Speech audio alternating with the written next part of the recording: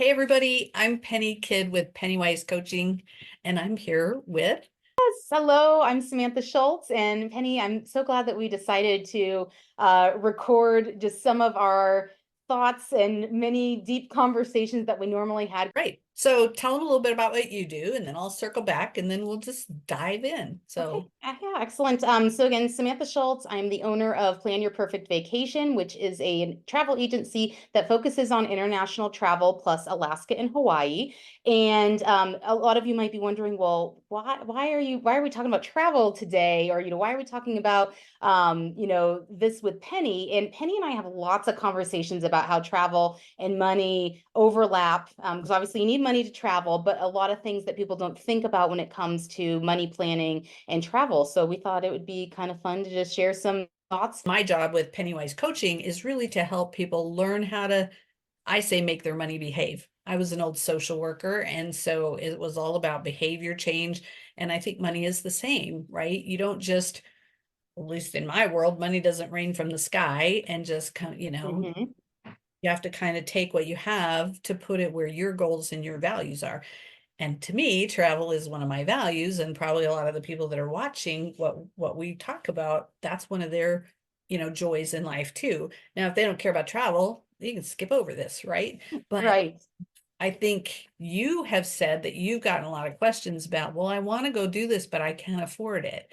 And Right. yet sometimes they make really good money. How can they not afford anything, right? And Right. I feel like even for my husband and I, we don't make a lot of money, but we live debt free for Hmm. like 12 Right. years. Exactly. Yeah. And it's because we learned how to create a plan for every dollar that we make, whether it's a little or a lot. And part of that is setting some aside for Hmm. some things, right? Right. I think a lot of people think if you're doing the dreaded B word, the budget, that you can't do anything fun. Right. And yet, I think when you put your money where your values are, what's important to you, whether it's your house, your car, your kids, your travel, just having the intention first and being mindful about where you want those dollars to go. Hmm. It's amazing how they can grow. And all of a sudden, you have a pocket of money to go do Right. something cool. Right. And actually, I think, what you're saying about budgeting and how usually it has a negative connotation. I actually feel like by having one, it almost creates more freedom Agreed. when you really know where your money is going instead of it just all running. And then all of a sudden you're like, oh, I can't do anything. I feel like it's a very empowering feeling to be able to say, kind of like you said, this is what I value. So we're going to make the things I value at the forefront of the budget, and then I'm actually going to have the money to spend on those things and I'm going to feel really good about it. So, and I think to your point, yeah, a lot of times people think, oh, I'm never going to travel. I don't have the money for it. And I think that there is a way. Now, everyone's travel may look different, but I think if, again, if you value it or it's something you want to, make a part of your life, it's like, let's start now and, make it happen. Yeah. Yeah. Because it could be everything from a roof over your head to, trips to Tahiti. But Right. it, you know, and there's definitely layers of Yep. priority, and we would hope that you have your basics covered first Yep. before you do the big expense. Exactly. Because Exactly. one of my other, beliefs, and I believe you and I've talked about this in the past too, is not just putting these great trips on credit and then paying 29% more because you just stuck it on a credit card and paid it off over 5 years or whatever. And I think I don't have any problem with using the credit card. I think there's some value and the protections and stuff in the credit card, but I think having the money to pay the credit card off is super important, right? Yes. And I Because think no one wants to come back and come back, this blissful trip. I got to see all these cool things or I got to relax. And then you have this stress. And I yeah, think no one wants that. right, right.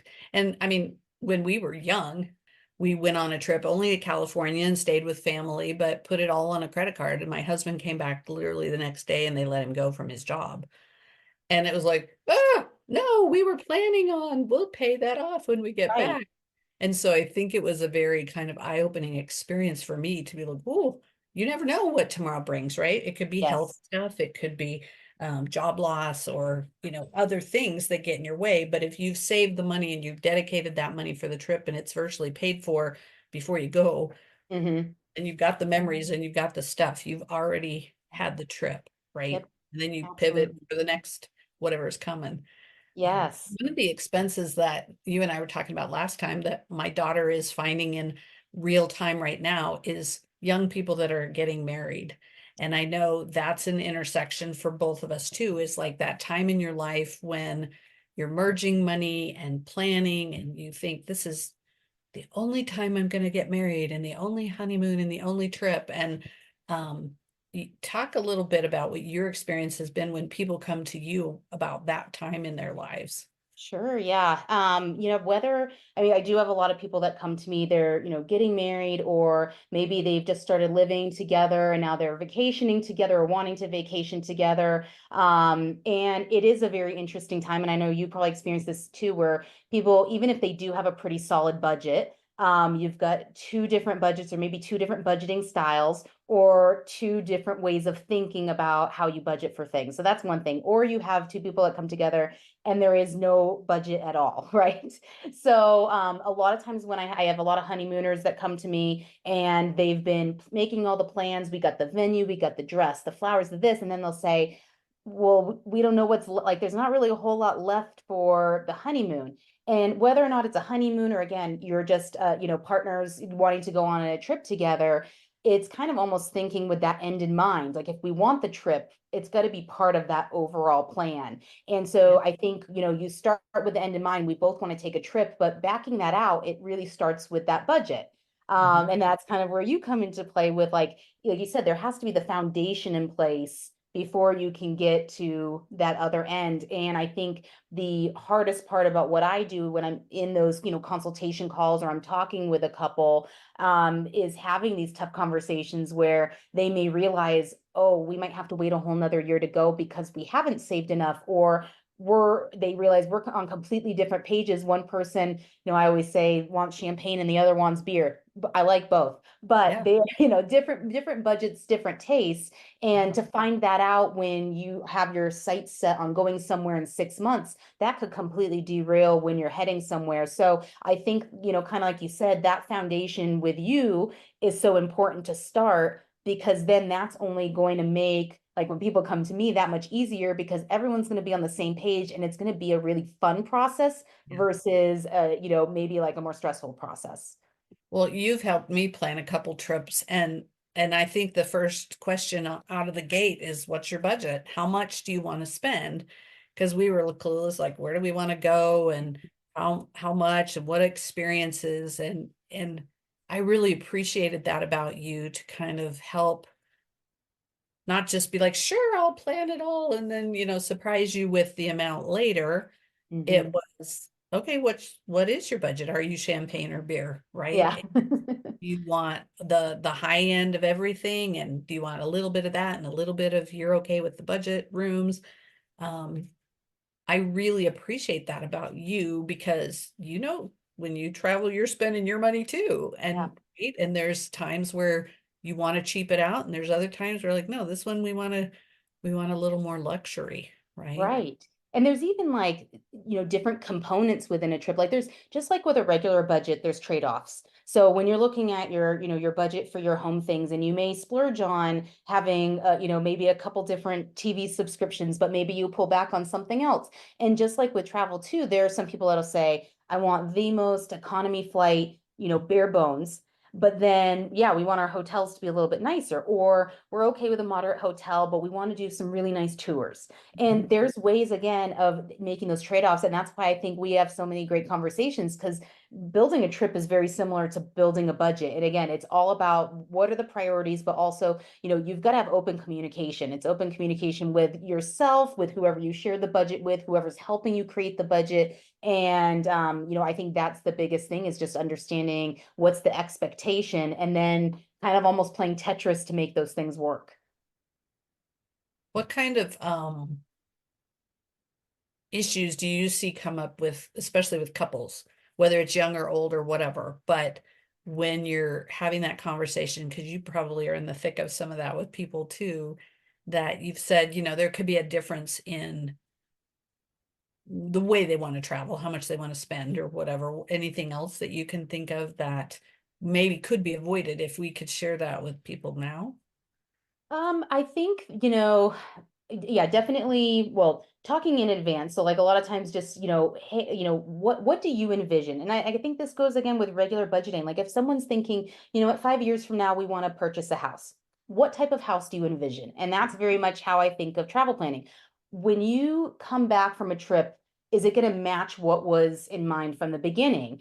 And whoever you're traveling with, or even again, if it's yourself, I have lots of solo travelers too. You have to plan and think in advance. What do I want the end to look like? So when I come back from that trip, is it going to match what I'm thinking about right now?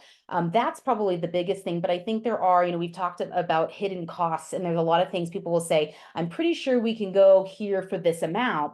And while maybe the hotels add up to that much and the flight, there's a lot of other things that go into a trip that a lot of times people forget about. And all of a sudden, thousands of dollars later, they thought, oh my goodness, I didn't realize that we weren't even considering those things. And it's kind of, again, just like a budget, when you still start kind of like not I should say itemizing, but like lining out, each different thing that you have to pay for monthly, yearly, whatever, all of a sudden you think, gosh, I forgot I pay for all these things. And there are things that, if you don't travel very often, you can forget. A couple of them that come to mind. One, like tipping. So if you go somewhere where tips aren't included, that's one that a lot of times people, they realize they get somewhere and they're like, I don't even have any cash. Like, what do I do? Travel insurance. So that's something some people, and we talked about credit cards have some of them have protections in them, but if they don't, making sure that your trip is protected, you have medical protection abroad. That would be one that's usually forgotten. A lot of times, just how are you going to get around? So most of the time, here in the US, people think like, oh, I'll just, grab an Uber. Some places that doesn't exist, or some places maybe taking a taxi you might get taken advantage of, and having a transfer set up in advance might be a better option for you. Again, those tours and activities, you may be forgetting, oh, you know what? I heard that going and whale watching here is like the most amazing thing. That whale watch boat's going to cost a little bit of money. Yeah. So there again, you start breaking it down by again, what do you envision? It's more than just the hotel and the flight. You've got all of these other line items. Yeah. Yeah. Are you a sit on the beach the whole time person, which Right. my fair body doesn't do very well? Or do you want the experiences and the things? Because I think I feel like the hidden gotcha for me, like even in planning the couple that we did with you, was this doesn't include airfare, Penny. This is just this part. You still got to get there kind of thing. It's like, and then you go shop the airfare and go, oh, wow, that's a Right. lot Yep. because airfares vary so greatly. And you're like, are you Mhm. using points? Are you going at, like you said, the Right. budget airlines or whatever? Are you going first class, right? So, Right. um, But you bring up a good point because, I feel like there were many years where airfare was pretty consistent and you kind of knew roughly. I mean, even domestically, you're like, oh, it's going to be a couple $100 here or there. And then all of a sudden, within the last year or two, it is just it's skyrocketed within the US. You go yep, to Europe, here, there, everywhere. It's yeah, very high. And I've actually been, even though we typically, like working with my agency, we don't book airfare first because I would never want someone to book their airfare. And then we realize we can't we can't find the right hotel. Like everything else doesn't fit into those parameters because, as we know, most airfare is not refundable. yeah, But I will always say, have you at least peeked at the price of airfare? And it changes, it can change from day to day, but at least looking and seeing, oh, this destination is how much?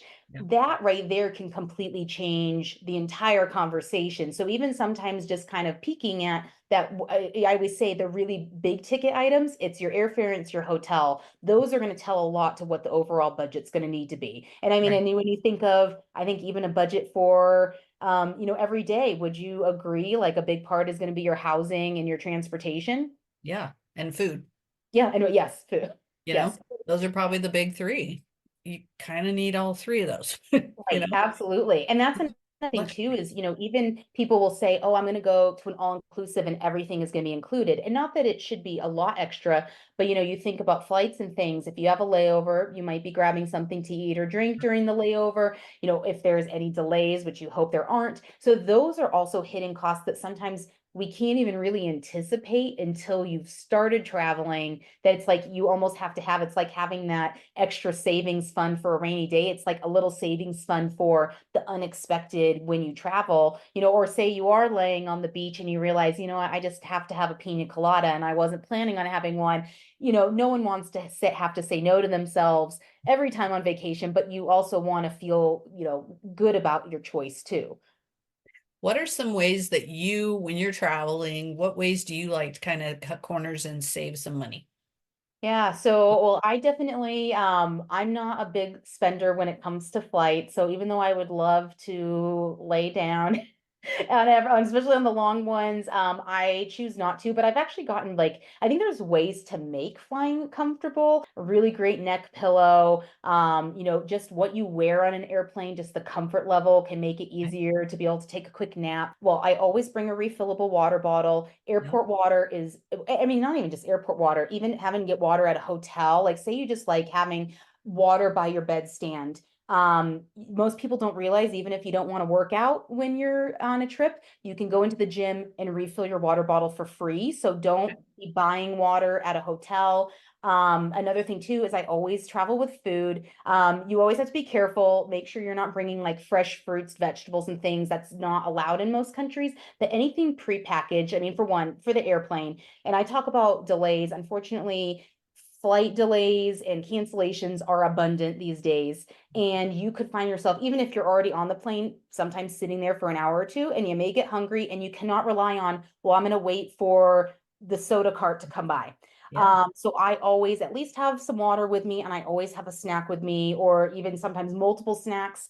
And I even have some for like when I arrive, because also too, maybe you get in so late somewhere, there's no restaurants open. What are you going to do for dinner? Or are you going to order off the late night in-room dining menu? Very And again, that's expensive. an unexpected expense that you weren't planning on.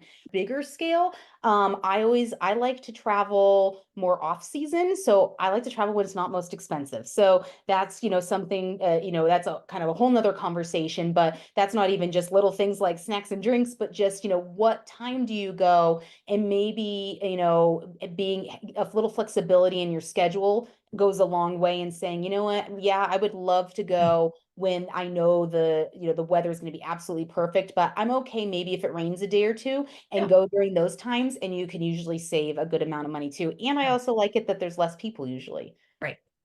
Yeah, that's a good point. I know when we were planning our Belize trip with you a couple of years ago that, I think we told you March. And so you did all this stuff for March. And then all of a sudden we saw the prices were so much drastically different in February. And we're Yes. like, well, we don't care. We don't have kids to Right. go on spring break. Let's don't compete with Yes. that. And we pushed it up a few weeks and it was dramatically different in price, at least in our airfare. I don't remember. It probably changed a little bit on the hotel Mhm. too, but Right. yeah, I think that's a great tip is that if you have the flexibility or what time of day you fly, Right. right? Mhm. If you want to take the kind of crappy time, you're going to get a cheaper flight Right. Right. if you're Absolutely. willing to do the stops. And I always struggle with that because like, oh, time or money, which one do I want? Yeah. But I think that's one of those trade-offs. There are a lot of people that'll say, I want no layovers and I want to fly nonstop. But again, then they're okay with cutting back somewhere else. Some people say, you know what? Being on the plane is part of the adventure, and they're okay with some Right, stops. And again, it really comes down to like, yeah, what are your values? What's your preference? And that's what I think is really cool when it comes to whether it's budgeting or it comes to trip planning. It's all personal to you, and it doesn't have to be this cookie cutter process. right. And that's why a budget shouldn't feel bad, or staying in a budget for a trip shouldn't feel bad, because it's all tailored to you. Yeah. Yeah. Because at the end of the day, you're stuck with your life and your money. And I think that's why I'm so passionate about helping people, and some people hate the B word, the dreaded budget word. It's like being on a diet. I'm like, okay, let's just call it a spending plan. Right. It's the same thing. You're just telling your money where to go instead of wondering where it went, Yep. right? And Absolutely. you get to decide, is it going to Starbucks every day or it's going to Hawaii, right? Right. And it's your plan. And it's not like you can say just don't watch streaming services and don't drink coffee out and that you'll be able to travel the world. Right. But Yeah. by setting it aside a little bit at a time for whatever those funds are, and that's part of my specialty, is to help people see things that are coming, whether it's a trip to see grandma or a Hmm. honeymoon, what's coming in your life, or your Yes. pets, or your water heater, right? All of those things factor into creating a good spending plan so that you don't have the gotchas that make life so stressful. Right. Like, Yeah, that's part of absolutely. home ownership, is I'm going to have to replace some things. There's maintenance, there's Right. yards, and so you get fixated, I think, sometimes on like, oh, I want to plan my honeymoon, or we've got this trip or this anniversary, um, but other life is still happening. Hmm. And so I agree with what you said a little bit ago about just having some kind of plan and budget takes the stress out of living, Hmm. whether you travel at all, right? Right. Exactly. I hear that all the time from my clients. Within a fairly short period of time, they're like, oh, I'm less stressed about my money because now I Hmm. can see Yes. where it's going and what I want, not just what I have been doing, but what do I really want to do with my money. Right. And some of that's hopefully planning for the long game, like retirement Mhm. and not working every, till you drop. Right. It's all of us want to look at what other people are doing, and it's very hard to stay out of the comparison game. And I think it's that way when it comes to planning your money because there is always this feeling of like, oh, I want, this or that, or I got to keep up with the Joneses. But to be honest, the same thing actually happens with trips too. And that actually, now that I'm thinking about, that's one thing, and it's not just honeymooners, it's really anyone. I'll hear people say, I want to go somewhere other people haven't gone, or my friends have all been here. I want to go somewhere else. And while I understand that thought of like wanting something new and feeling different, I think it's important to remember it isn't about them. It's about you and what's going to bring you happiness. And, social media, we see a lot of things. One thing I always see is people that feel the need to buy like an entirely new wardrobe for every trip they go on.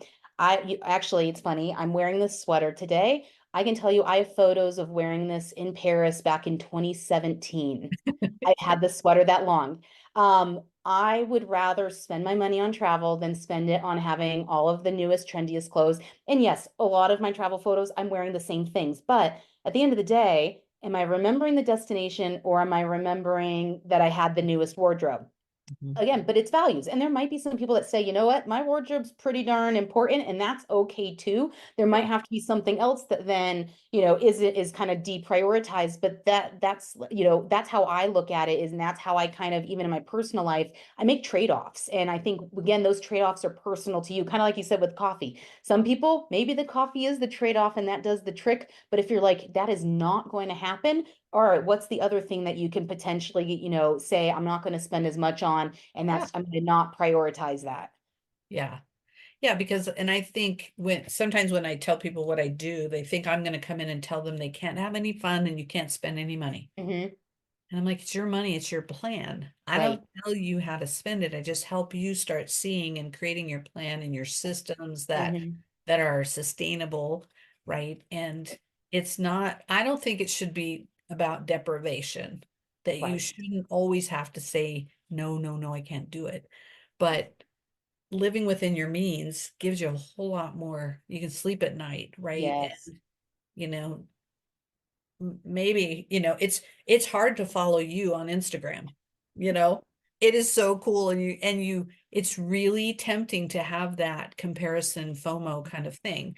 And I'm sure you have somebody else that it's the same. We have to Oh, keep yeah. that in check, right? But then I go, okay, at the end of the day, this is my house and my world. This is what I have to live with, not anybody else, right? And I think social media has made it that much harder.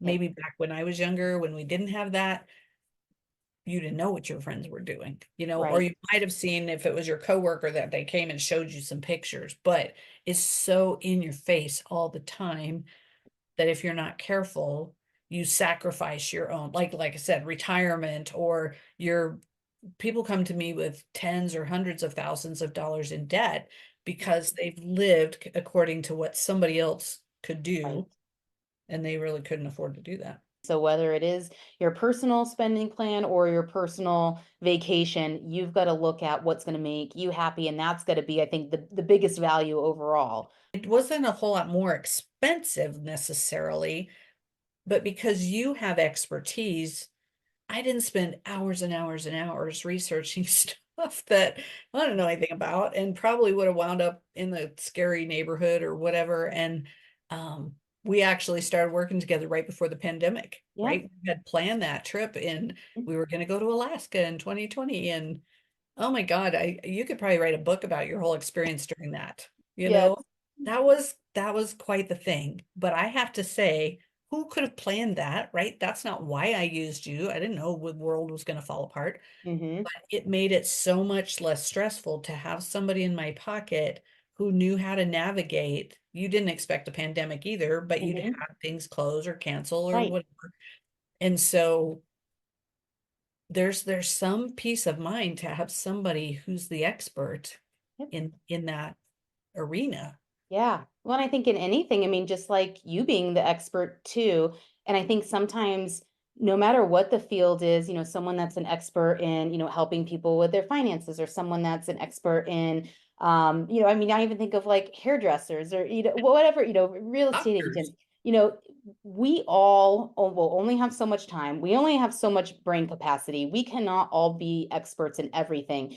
And I think it's interesting how we all don't think like, well, why wouldn't I go to an expert for this? Because not only is it going to be a fraction of the time, they're probably still going to, not even the less time, they're going to guide me even better than I could probably figure it out on my own. Yes. And so, yeah, I think it's true to that point. I mean, yes, I'm sure some people could eventually get themselves out of debt or put together a great budget, but you're probably going to help guide them in a much more positive way that's going to feel good to them, and they're probably going to get to whatever their goal is a lot faster. And that's very similar to Yeah. travel planning too. Yeah, you could spend 6 months, but I always think too, what other fun things, whether they cost money or not, could you be doing with that free time when all of us experts are helping with whatever you're doing? So you bring up a really great point. Yeah. No, I agree. And my clients definitely go faster than I did when I was figuring it out Yep. because I didn't hire anybody. And it is interesting on this side of the equation to be like, oh, I wonder how much different it would have been had I asked for some help Right, and right. taken advantage of somebody else's knowledge. And, I see on, Facebook groups and stuff like that all the time where they're kind of bashing the don't hire anybody to help Oh, you do this yourself. And I'm like, yeah, you can. mhm. I will never say you can't. I did, Right, but I think you can go faster and learn more from somebody who's been there, done that, and worked with hundreds or thousands of people right. and reading a book, right? Yeah. So just depends where you're at in your life and you know, what you want to, again, where do you want to put your money? What do you Yes. value, right? Yeah, and it's different for everyone. Yeah, if you don't like doing hours of research upon end, or if you don't want to have to think about, what's the best way for me to get my finances in order so I can lead the life I want to lead. Yeah, take out the stress and just get someone on your side. So Yeah, I agree. yeah, I agree.